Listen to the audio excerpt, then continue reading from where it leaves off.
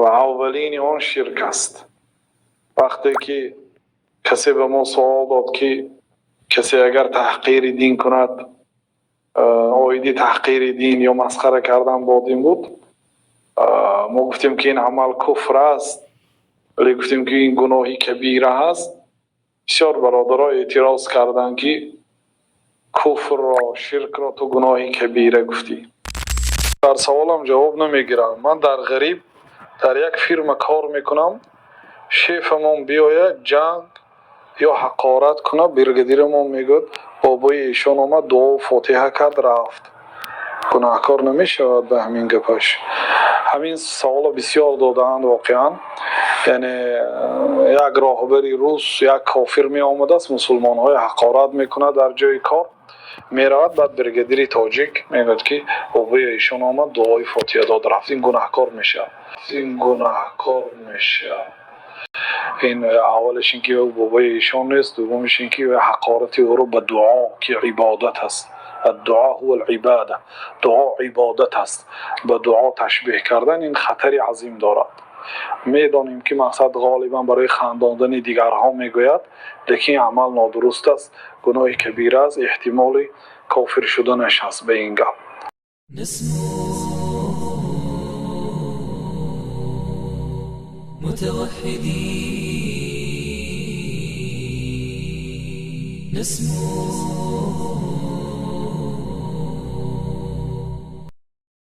بارک الله فیک شیخ. همین برادرها که درباره این کذابی که سخن خودش گفته نگفتم بود، با همراهی برادرها هم خیلی بعضی فکرهای برادرها هم گرفته ایستاده بودیم.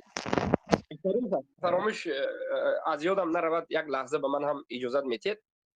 حالا در یک گروهی که خاص است، من صحبت سهرابی عادلیان را که اول به سوال چگونه جواب دادنش را که میگه کسی که این میگه این استهزاء است، این تحقیر است، استهزاء است، و این انسان میگه گناه کبیره کرده است، احتمال دارد که به کفر واقع شود. میگه این معروف است. این معنای گپش از نظر شریعت هم، از نظر لغوی هم، از نظر عقل هم همین یک معنا دارد. یعنی استهزاء کردن به دین این گناه کبیره، اما کفر نیست. حالا احتمال دارد که به کفر رود. حالا والعیاذ بالله کفر اکبر کرده را که صاحبش را تکفیر نکرد، این که معلوم. این کفر اکبر را کفر اکبر نمیدان.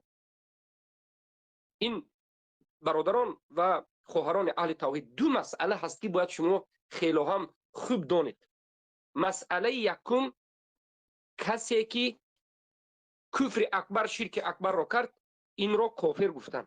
ما میگیم کسی که کفر اکبر، شرک اکبر کرده را کافر نگوید. طالب علم و علم دار و خودشان هم خیلی دعوتگر گوید کافر است، در اساس اجماع سلف، در اساس قرآن و سنت. مسئله دوم، هر کسی که کفر اکبر، شرک اکبری که در قرآن آمده است، همین را کفر اکبر و شرک اکبر نداند، کفر نداند، کافر است. در همین یک جواب یک دقیقهش سهراب عادلیان به دو کفر گرفتار میشد. در یک دقیقه به دو کفر گرفتار میشد. سهراب عادلیان میگه که این روز آمده دشنام داده رفت، یک کسی گفت که بابای ملا آمدند و دعا کرده رفتن، یعنی استهزاء. بله اقرار میکند که این استهزاء به دین یکی از مسائل دینی، دعا تحقیر و استهزاء است. خودش میگه استهزاء است، میگه تحقیر به دین است. میگه و بعد از این میگه که این کار گناه کبیره است. میگه الان جای مشکلیش رو فهمید، نقطه جهمیگی رو ببینید. احتمال دارد که کفر شود. همین کلمه احتمال رو اگر خطا نکنم من یک مرتبه گوش کردم. برادرانی که گوش کردید هست یا نیست؟ هست. احتمال دارد که کفر شود. میگه یعنی این عمل کفر نیست، حالی کفر نشده است، این حالی گناه است. تحقیر کردن به دین، استهزاء به دین، این گناه کبیره است، حالی کفر نیست، احتمال دارد که کفر شود. این مذهب جهمی والله از مذهب مدخلی بدتر است. ربیع ابن هادی المدخلی در شرح کتاب الاجری، من کتاب ربیع ابن هادی المدخلی رو خوندگی است، ما کتابای اهل بدعت میخونیم تا که حقیقت اینو رو فهمیم. در مجله یکم در مسئله انمون استهزاء می آید، میگوید که در مسئله استهزاء در دین جهل عذر نیست. بله میگه در مسئله شرک و این آن جهل عذر است، اما در مسئله استهزاء بر دین جهل عذر نیست. انا کن ببینید استهزاء بر دین کفر اکبر است. میگه سهراب جهمی میگه که استهزاء بر دین احتمال دارد که کفر شود. ربیع ابن هادی المدخلی میگه که استهزاء بر دین کفر است. حالا به صاحبش نرفتیم، حالا به صاحب استهزاء کننده حالا نرفتیم. وقتی که سهراب میگوید که این جهمی، این جاهل بر دین، جاهل به منهج، این شهرتخواه متکبر قاش پرانک، وقتی میگوید که استهزاء بر دین گناه کبیره و احتمال دارد که کفر است، از این میگوید که استهزاء بر دین کفر نیست. و بعد از اینکه کفر هست کدام نمود کفر است؟ حالی اگر کفر است بگوید هم این کدام نمود کفر است؟ کفر اکبر ظاهر است یا نیست؟ اگر بگوید که کفر اکبر ظاهر، صاحبش کافر می شود یا نمی شود؟ یعنی ببینید چقدر مشکلی دارد. به همین یک سخنش کفر اکبر را چی گفت؟ کفر نیست. ثانیاً در این مسئله انجام دهنده را کافر نیست گفت. ثالثاً در این مسئله عذر المشرک وجود ندارد. از اول تا آخر سه کفر است. سه کفر. کفر اولین کفرش استهزاء بر دین که کفر اکبر است، این گفت احتمال دارد که کفر باشد، کفر اکبر نمیداند که کفر است. دومش کسی که این عمل را انجام داد تکفیر نمیکند، زیرا که این کفر نمیداند. سوما کسی که استهزاء کننده را تکفیر نکرد عاذر المشرک را هم تکفیر نمیکند. سه کفر. اما الله سبحانه و تعالی در قرآن دیگر چیز میگه. الله اولا میگه که ولقد قالوا کلمه الكفر وكفروا بعد ایمانه. به تحقیق گفتن کلمه کفر را و کافر شدن بعد از ایمانشان. معنی این آیت همین است که هر کسی که کلمه کفر را گفت کافر است. و همین استهزاء به اجماع صحابه و تابعین و سلف صالح سه قرن اول به اجماع تا امروز علمای اهل سنت اجماع میکنند که استهزاء این کفر اکبر است. یگان نفر در این مسئله اختلاف نکرده است بجز جهمی ها، بجز خوبسای به منهج جهلا. یک نفر بیاره که استهزاء بر دین هیچ باکی ندارد گفته باشد. حتی همین جهمی های افغانستانی که ما وقتی بحث و مناظره میکردیم با مبشر مسلمیار و غیره، اینها به دو قسم بودن. یک قسم این جهمی ها میگفتن که جهل عذر است بجز در مسئله استهزاء. استهزاء به آیت نازل شده است. جهمی ها حتی این کفر نیست گفتن یا که احتمال است گفتن به میترس. اما سهراب عادلیان به ملال میگه که این گناه کبیر است. میگه در نزد این خبیث همه کفر اکبر گناه کبیر است. این مشرک درجه گناه ها را نمیداند. به خاطر چی؟ به خاطر اینکه مراتب ایمان نمیداند، اصل ایمان از فرعش جدا کردن نمیتواند. در نزد این خوبسا چه خیلی که برادرها به من ارسال کردن اصول دین و فروع دین وجود ندارد. میگه دلیل آورده است که دین ما کامل است، اصول دین فروع دین ندارد. یک جاهلی احمق است. سخن ابن تیمیه رحمه الله را آورده است که ابن تیمیه رحمه الله تقسیمات اصول دین فروع دین اشعری ها را انکار کردند، زیرا که آنها اصول دین گفته از پیش خودشان کدام چیزی رو خواهند اصول گفتند. اما در جای دیگر ابن تیمیه رحمه الله خودشان میگه مسائل الظاهره الاصول و مسائل خفی و از فروعیات و احکام است و غیره. که ما این مسائل رو در کتاب ها جو کردیم و چندین بار وقتی که به اون جهمی عبدالرحمن فاتح دیگر رد زدیم، اقبال بی و اینا به جواب دادیم. خوب است، یک بار دیگر گوش بکن. انا این است جهمیگینو، انا این است بازی اینها بدین. به خاطر چین این چنین سخنها را سهرابی عادلیان میگه؟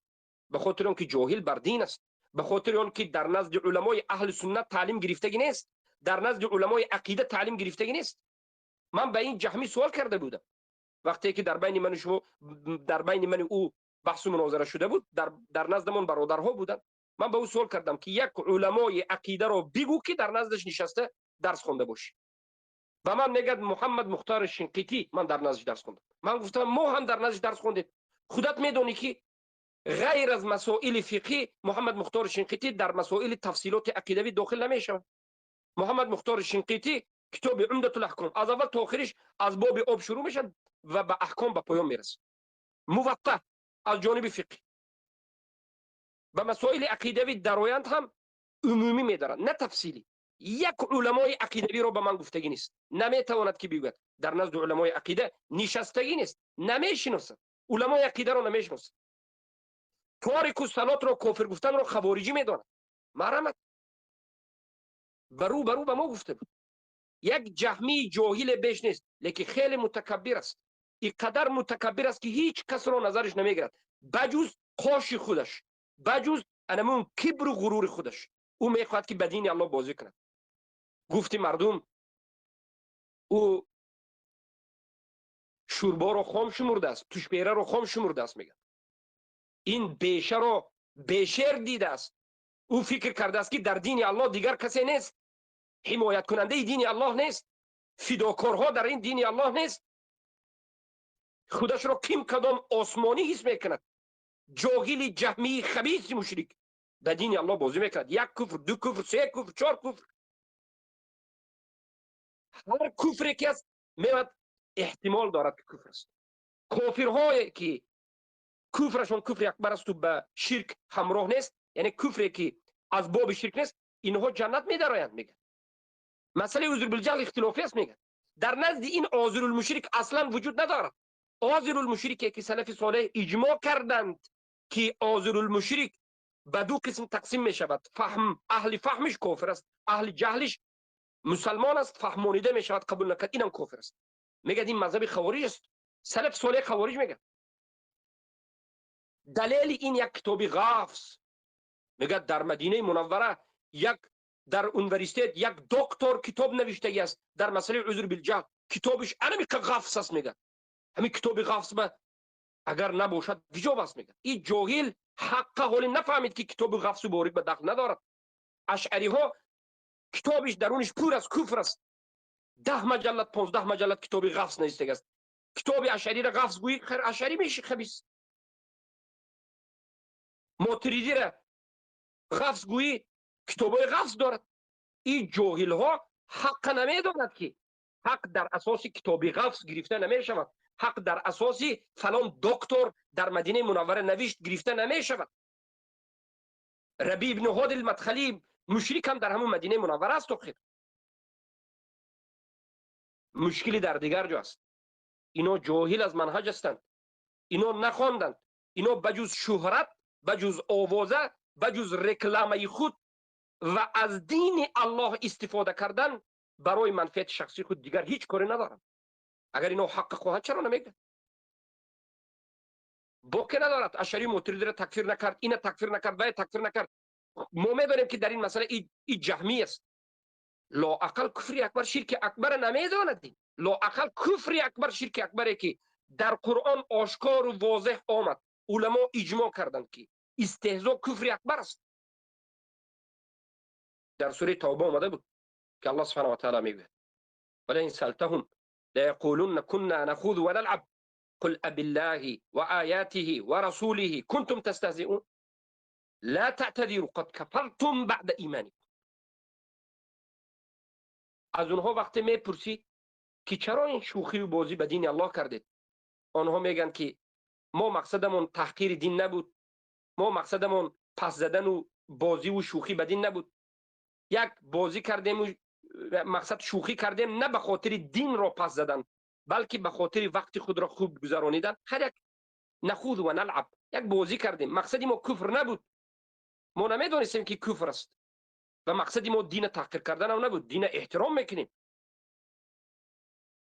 الله سبحانه و تعالی گفت بالله و آیاته و رسوله کنتم تستهزئون. آیا با الله، به رسول الله، به دین الله دارید استهزاء و شوخی میکنید؟ دیگر چیزی بازی کردن برای شما نموند، دیگر چیزی وقت خوب گذرانیدن نموند. الکن اومدید به کتاب الله، به سنت رسول الله، به دین الله بازی میکنید. به انبیاء و صحابگان صادقین این امت رضی الله عنهم بازی میکنید. اکو به دعا بازی میکنید. دیگر جای شوخی نموند. افندی شما تمام شد، اكو دین را بازی میکنید. قد کفرتم بعد ایمانکم، به تحقیق کافر شدید شما بعد از اینکه ایمان داشتید. یعنی شما پیش از استهزاء مسلمان بودید، پیش از استهزاء ایمان داشتید، پیش از استهزاء شما را دیگرها مسلمان میگفت، اما بعد از استهزاء شما کافرید، کافرید، کافرید. عذر نارید، نمیدانم نگوید، نفهمیدم نگوید، مقصدی ما فقط یک بازی بود نگوید، تحقیر نکردن دین بود نگوید. این احتمال کفر نیست، این کفر اکبر است، یقینی، قطعی، صریح. کفر صریح، یقینی و قطعی است. بعد از ایمانتون کافر استید، کافر استید. توبه کنید و به سوی دین الله بازگردید. و کسی که بیاید استهزاء بر دین را گناهی کبیره و احتمال کفر دارد بگوید، کافر است. کافر به کتاب الله است، کافر به همین آیت است. آیت الله را، احکام الله را تکذیب کرد. یک مناط شمین که به یک آیت الله تکذیب کرد، دروغ شمرد یک آیت الله. ثانیا تشریع کرد، یک حکم الله را تغییر داد، شرک اکبر را آورد، احتمال کفر دارد میگه. کفر اکبر را احتمال کفر دارد میگه، تغییر داد، درجه حکم وزمین را آورد سبوک کرد. جزایی که توبه نکنی کافر میشوی آورد مسلمان گفت، کافر را مسلمان گفت، باز مشرک شد. از دو مناط کافر شد.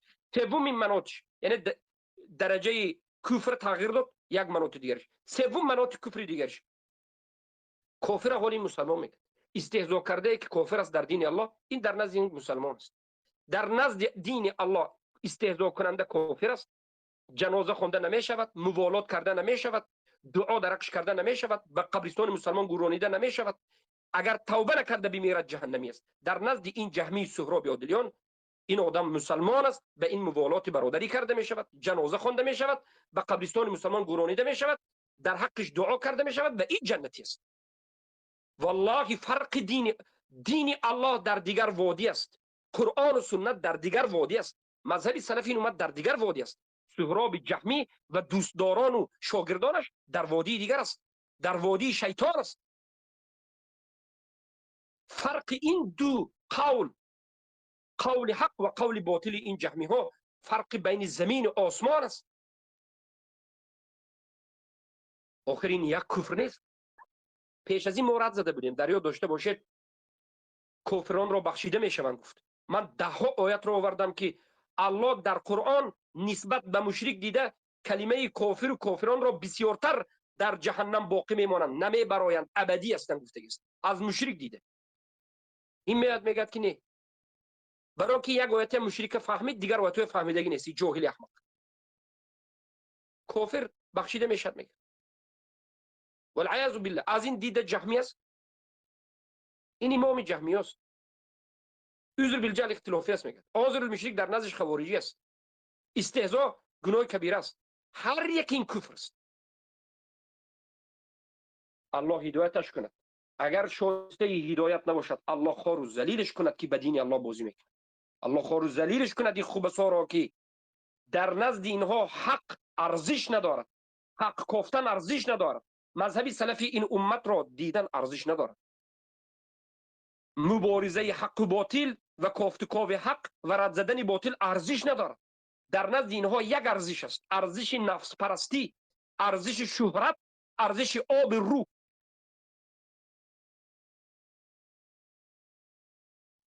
بازی کنندگان به دین الله را الله خار ذلیلشان میکنه. این بود سخن بنده. من میخواستم کمی کوتاه‌تر صحبت کنم لیکن طولانی شد.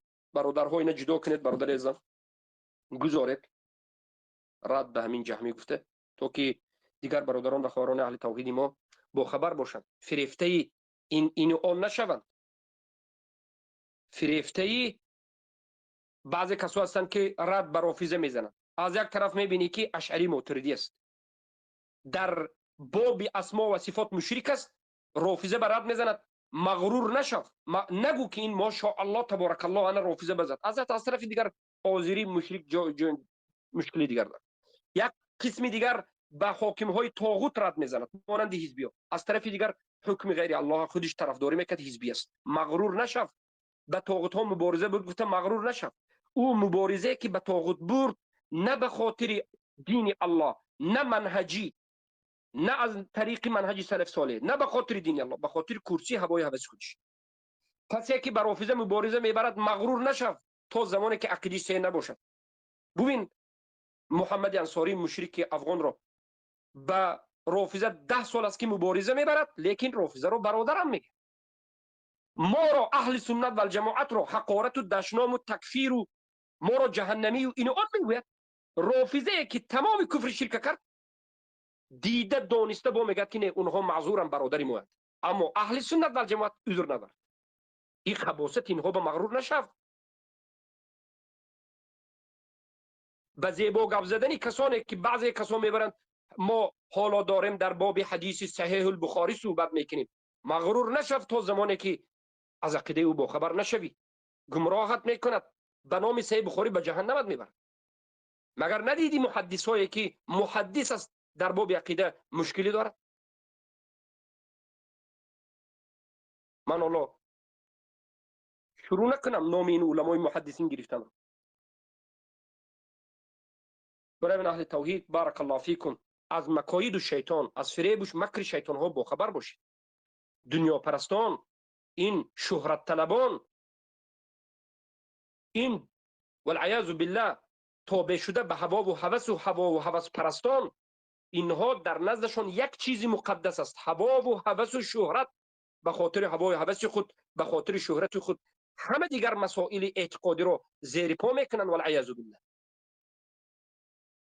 در مسئله تارک الصلات جاهلانه صحبت کرد که خیر یکی از ردهای ما است که چقدر بی منهج است. وقتی که ما به این رد زدیم بعضی از جاهلان میگن که اینها به همه رد میزنن. ما خون جگر میشویم وقتی که این خوبسا رو میبینیم که چگونه به دین الله بازی میکنن، چگونه دین الله را تحقیر میکنن، چگونه مردم فریب میگن، چگونه تلبیس میکند. این یک مدلس خبیث است. چگونه تدلیس میکنه، چگونه مردم فریب میده. و بعد از این ما از مسئولیت خود میدانیم، به خود واجب میدانیم که به این خوبسا جواب بگیم. از همین جایی بس. حفظكم الله ورعاكم. اللهم انصر من نصر الدين فخذل من خذل الدين. الله نصرت بده کسانی را که به دین تو نصرت میدین منهجا.